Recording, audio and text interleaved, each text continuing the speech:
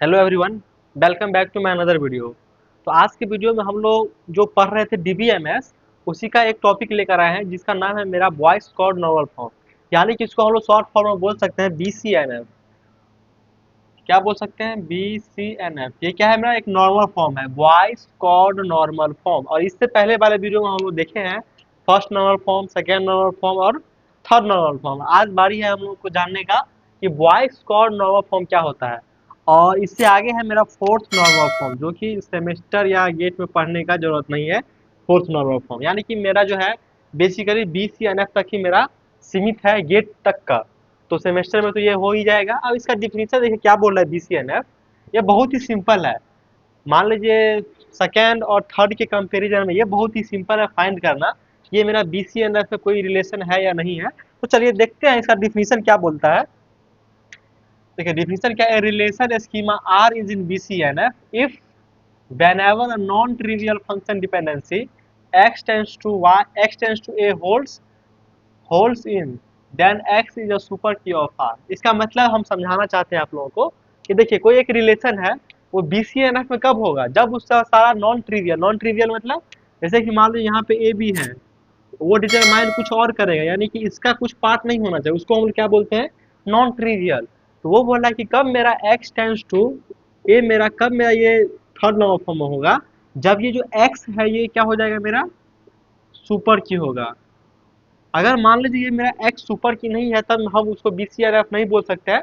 तब उसके लिए हम लोग इसका डिकम्पोजिशन यूज करते हैं, जिसका हम नाम बोलते हैं कि नॉर्मल फॉर्म डिकम्पोजिशन। वो हम लोग नेक्स्ट पढ़ेंगे, क्योंकि आज हम लोग का बस सिंपल है कि वो नॉर्मल फॉर्म में एग्जिस्ट करता है या नहीं करता है, वो हम लोगों को जानने का जरूरत है। जैसे कि मान लीजिए क्या है, every X tends to Y non trivial FD must satisfy the following condition. क्या है? एक्स इज अ सुपर की, यानी जो ये वाला है लेफ्ट साइड में, वो मेरा क्या होना चाहिए? सुपर की। सुपर की मतलब जिससे कि मेरा सारा एट्रीब्यूट मेरा फाइंड हो जाए, उसी को हम लोग क्या बोलते हैं? तो वो मेरा सुपर की में है। जैसे कि मान लीजिए एक एग्जांपल लिए हैं, यहाँ पे देखिए एक रिलेशन है जिसमें एट्रीब्यूट क्या है? A B C D. यानी कि एक रिलेशन है जिसमें एट्रीब्यूट है ए बी सी और डी। और मेरा एफ डी भी गिवन है, जिसको हम क्या बोलते हैं? Function dependency. वो भी मेरा गिवन है। क्या क्या है? ए से बी से सी से डी और डी से ए। ये मेरा फंक्शन डिपेंडेंसी गिवन है। अब देखिए हम कैसे फाइंड करेंगे। सबसे पहले तो बात, तो जब भी हम कोई नॉर्मल फॉर्म फाइंड करते हैं तो हमको देखना कहाँ पे रहता है कि नॉर्मल फॉर्म को देखना रहता है मेरा फंक्शन डिपेंडेंसी में। क्योंकि कोई भी सा भी नॉर्मल फॉर्म अगर वायलेट कर रहा है या वो उस नॉर्मल फॉर्म में है या नहीं है, वो मेरा ये एफडी ही डिसाइड करेगा कि वो नॉर्मल फॉर्म में है या नहीं है। चलिए एफडी में हमको देखना है। सबसे पहले हम लोग क्या करते हैं? कैंडिडेट की फाइंड कर लेते हैं। यहाँ पे देखिए ये देखते हैं कि ए मेरा कैंडिडेट की है या नहीं। देखिए ए से क्या आ गया? यहाँ पे देखिए ए से क्या आ गया? बी। बी से क्या आ गया? सी से क्या आ गया? डी। तो यहाँ पर देखिए क्या आ गया? ए से पूरा एट्रीब्यूट आ गया आर का, तो यानी कि ए क्या हो जाएगा? मेरा कैंडिडेट की। और यहाँ पे क्या है? बी। तो देखते हैं कि मेरा बी कैंडिडेट की है या नहीं। तो क्या करेंगे? बी का क्लोजर लेंगे। अब देखिए सबसे पहले तो बी आएगा, और देखिए बी से क्या आ रहा है? सी से क्या आ रहा है? डी। और डी से क्या आ रहा है? ए। यानी कि ए बी सी डी, यानी कि रिलेशन में जितना भी एट्रीब्यूट था वो मेरा आ गया। तो यहाँ पे क्या हो जाएगा? बी भी मेरा हो जाएगा कैंडिडेट की। उसी तरीका से आप लोग सी को फाइंड करिए। तो देखिए सी से डी, डी से ए। जब ए आता है तो ए से ए तो ऑलरेडी था, तो यानी कि सी और डी भी क्या है? मेरा कैंडिडेट की में आ गया। यहाँ पे देखिए रिलेशन में जितना भी एट्रीब्यूट था वो आ गया मेरा, सब का सब एट्रीब्यूट आ गया मेरा कैंडिडेट की में। तो यहाँ पे हम लोग क्या बोले थे कि नॉन की एट्रीब्यूट या की एट्रीब्यूट के बारे में हम लोग क्या बोले थे कि जब भी कोई कैंडिडेट की के अलावा अगर रिलेशन में कोई भी अगर की बचता है तो उसको हम लोग किस नाम से देते हैं? नॉन की एट्रीब्यूट। यहाँ पे देखिए जितना भी मेरा कैंडिडेट की में की आया था वो मेरा रिलेशन में पूरा का पूरा मेरा की था। तो इसके अलावा कोई ऐसा नहीं है कि जो कि रिलेशन में है और कैंडिडेट की में नहीं है। तो जितना भी की है वो उसको क्या हम नाम दे देंगे? की या प्राइम एट्रीब्यूट। तो देखिए जो भी मेरा कैंडिडेट की में था उसको हम क्या नाम दे दिए? ए का मतलब की या प्राइम एट्रीब्यूट में उसका नाम दे, जिसका नाम क्या है? A B C D. अब इसके अलावा कोई इसमें है नहीं तो उसको हम नॉन की एट्रीब्यूट में है ही नहीं, कोई कोई की नहीं है। तो यहाँ पे देखिए क्या है? Here all attribute of R की या prime attribute, so R is in 3NF। और यहाँ पे देखते हैं कि ये वाला फंडा अप्लाई हो रहा है कि नहीं, कि अगर कोई भी एफ डी है यानी कि x टेंस टू y है, तो x मेरा सुपर की है या नहीं, वो वाला मेरा फंडा यहाँ पे अप्लाई होता है या नहीं होता है, वो हम देखना चाहते हैं यहाँ पे। तो यहाँ पे देखिए हर एक एफ डी को देखना है। अगर एक भी एफडी अगर ये कंडीशन को फॉलो नहीं करेगा तो वहीं पे हम लोग को क्या बोल देना है कि वो मेरा बीसीएनएफ में नहीं होगा। देखिए यहाँ पे देखिए first FD, second FD, third FD और फोर्थ एफडी। तो देखिए सबसे पहले हम लोग फर्स्ट एफडी को देखते हैं ए से बी। तो ये देखना है कि ये मेरा सुपर की है या नहीं। यहाँ पे देखिए ए कैंडिडेट की में है तो कैंडिडेट की यानी कि सुपर की तो हो ही जाएगा, क्योंकि मेरा ए से मेरा हर एक चीज फाइंड हो जाएगा। तो यहाँ पे क्या हो गया, ए क्या हो गया मेरा सुपर की। अब देखते हैं दूसरा वाला बी से सी। तो यहाँ पे देखिए बी भी क्या है मेरा कैंडिडेट की है, बी भी क्या है मेरा सुपर की या कैंडिडेट की, क्योंकि जिससे मेरा सारा रिलेशन का एट्रीब्यूट फाइंड हो जाता है उसको हम लोग क्या बोलते हैं सुपर की या कैंडिडेट की। सबसे पहले तो सुपर की बोलते हैं, उसका जो मिनिमल आता है उसको बोलते हैं कैंडिडेट की। अगर जब ये कैंडिडेट की है तो वो सुपर की तो होगा ही होगा, इसीलिए बी भी आ गया।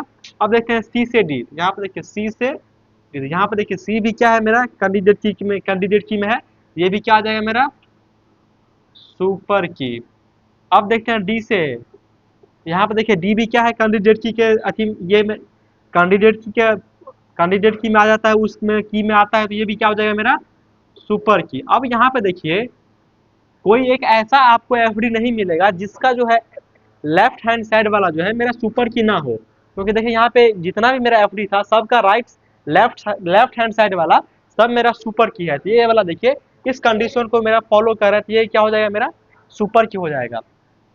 अब हम लोग को देखना है कि शॉर्टकट मेथड से जो हम पढ़े थे पहले भी वायलेशन केस, यानी कि अगर ये मान लीजिए ये हो गया important point star normal form के लिए, आप लोग को ये याद रखना है कि सेकेंड नॉर्मल फॉर्म चेक कैसे करते हैं हम लोग।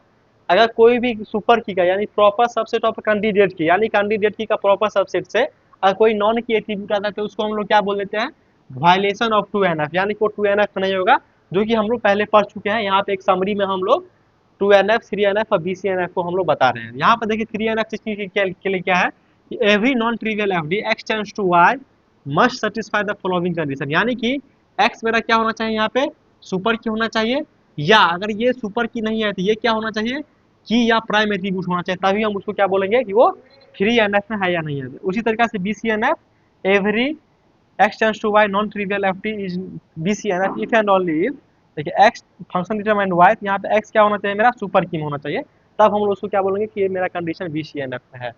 तो फाइनली हम लोग जो देखे हैं first normal form, second normal form और BCNF मेरा कंप्लीट हो गया। अब देखते हैं कि अगर क्वेश्चन होगा गेट का क्वेश्चन अगर नॉर्मल फॉर्म के बेसिस पे होगा, ये चेक करने के लिए कि वो मेरा नॉर्मल फॉर्म में किस मतलब कोई रिलेशन है वो किस नॉर्मल फॉर्म में है या नहीं है, अगर वो वाला अगर गेट का क्वेश्चन होगा तो वो लेकर आएंगे और फिर आगे बढ़ेंगे हम लोग डिकम्पोजिशन। अगर डिकम्पोजिशन हो पाता तो पढ़ाएंगे, नहीं तो नेक्स्ट चैप्टर हम लोग स्टार्ट करेंगे, क्योंकि डिकम्पोजिशन उतना जरूरी नहीं है कि 2NF में है नहीं है तो उसको कैसे हम 2NF में लाते हैं, वो मेरा उतना जरूरी नहीं है यूनिवर्सिटी के एग्जाम के लिए। तो ये सब अगर होगा तो हम स्किप भी कर देंगे डिकम्पोजिशन, लेकिन हम चाहेंगे कि वो डिकम्पोजिशन भी लेंगे, क्योंकि डिकम्पोजिशन में होता क्या है जैसे मान लीजिए वो 2NF हम चेक किए, अगर कोई रिलेशन में 2NF में नहीं है तो उसको हम 2NF में लाते किस कैसे हैं, उसी को हम लोग क्या बोलते हैं कि नॉर्मल फॉर्म का डिकम्पोजिशन। तो चलिए आज की वीडियो में इतना है, मिलते हैं नेक्स्ट वीडियो में। Thank you.